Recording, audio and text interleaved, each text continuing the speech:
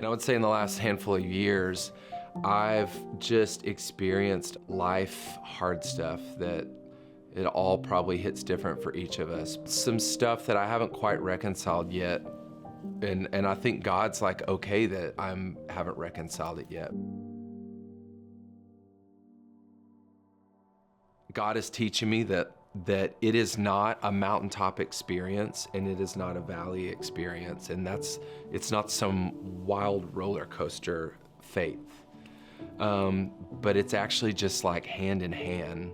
Life is beautiful and amazing, and my kids are crushing it, and my wife is in grad school and crushing it. Our marriage is amazing. And then also in this other hand, my mom doesn't know my name, and my dad is drowning trying to care for my mom. My mom will never come to another concert of mine, or Christmas will never be the same. And God is like, both of these. This is life, and I'm in both of them. I'm not in this one more. I'm not in this one more. I'm in both of them. No Fear for me was a song that I was writing out of this journey that I was walking through, trying to chase down fear and trying to chase down this thing that's been debilitating me for so long. And then as we released it, it was like, oh, so excited about it, it's so great. I mean, in 1 week, we get hit by a drunk driver, totals our vehicle from the back. We never saw it coming. It just felt like an explosion. Boom. 3 days later, before I could process that, we're sitting at the doctor, and my wife finds out she has colon cancer. And then you realize, oh, maybe something's happening to you right now. But anywhere along that continuum, you find yourself in these moments of being afraid. For me, there's been a few times of just fully trusting. And I fully trust all the time. But I mean, Lord, you gotta go. You gotta go before us. I know you always do, but I need you to open doors or close doors. And a lot of times there's been a sadness involved because we hate the closing of a door. But there's been a lot of joyful fear in the opening of a door that's coming. But where I've had to, and me and my wife just prayerfully walk through something going, man, I need you to show up because I don't know what's next. My story is probably not that much different than a lot of other people's. Whenever God calls you to step out in a radical way, when he calls you into something brand new, into something big, there's fear attached to it. There's worry attached to it. There's all these things. And so for me, I graduated from high school, became a youth pastor at 18 years old, right out of high school, did youth ministry for 9 years. Somewhere along the way, I picked up a guitar because I wanted someone to lead worship for the kids in the youth group, and I just went ahead and spent a little of my pizza budget to grab one. Started leading worship for them and had no idea that at 27, God was going to completely change what faithfulness looked like. Because at the end of the day, you'll never stand before Jesus and him say, well done, thy good and successful musician. Fill in the blank of whatever your job may be.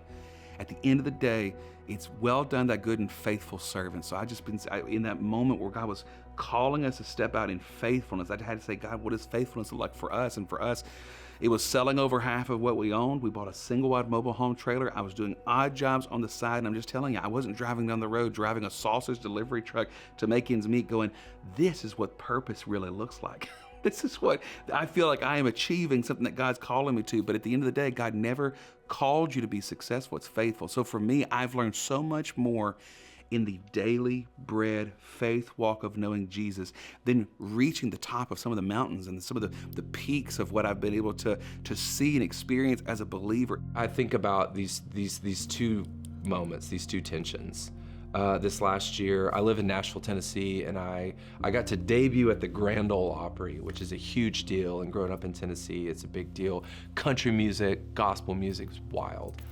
And that was one of the last shows that my mom came to. And I don't really know that she put it all together, what was going on, but it was this epic moment of my life, and also this really hard, sad realization. And I feel like that was this beautiful moment where Jesus was like, yeah, buddy, I'm here with you, and it breaks my heart. And there was no resolve. My mom's not healed.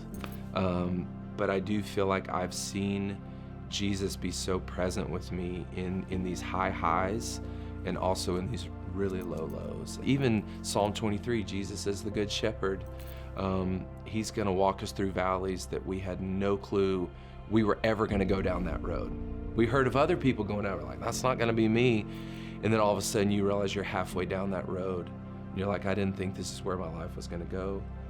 And Jesus promises to provide for us, protect us, even like not invite us to lay down. He makes us lay down in green pastures. He gives us rest.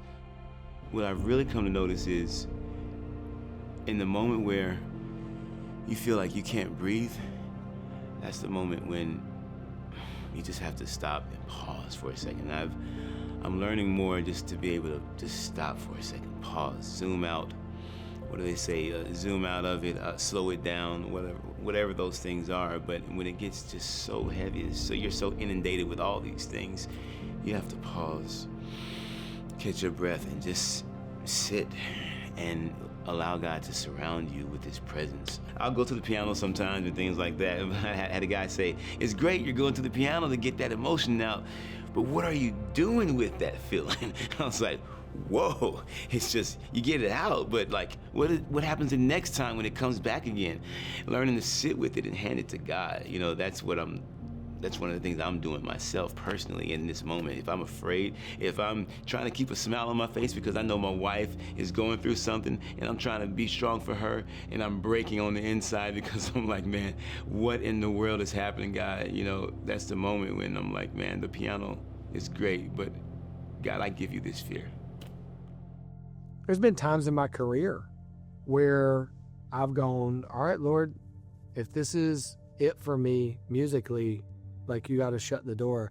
And there's been times in our family life where we're going, you're really wanting us to move? Like we're settled, like we you know, whatever. So I think it's just been honestly just through prayer and going, all right, I'm going to trust that the Lord is faithful. I'm going to trust that he's constant and that he's good because he's given me no other reason. But there's been multiple seasons that we've walked through in my family where we're going, I'm reluctant to this, and that's what my human nature says. But as a believer, I'm going to choose to believe what I know to be true, and that's that you're always good. It's those little moments where we're able to pay a light bill when I didn't know it was going to come through. It was those little moments where we can see, you know, something click in the lives of our kids, these little small things. We celebrate the big things, but also we just praise God for all these little small moments where he shows his kindness and his faithfulness day after day. The story of Lazarus dying and Jesus showing up on the scene has been such an amazing story for me. And I feel like God's just kind of invited me to sit with that story of how Jesus shows up on the scene. Their friend Lazarus has passed away and everyone's kind of sad and mad. They're like, what the heck, Jesus, where have you been? Like, if you had been here, you could have saved him. And Jesus, being fully God, knows, hey, I have all the power and I actually know the future. I'm going to raise him. But it's like God, he had the solution. But he didn't just jump to it. He's like, man, my friends are really hurt and they're really sad.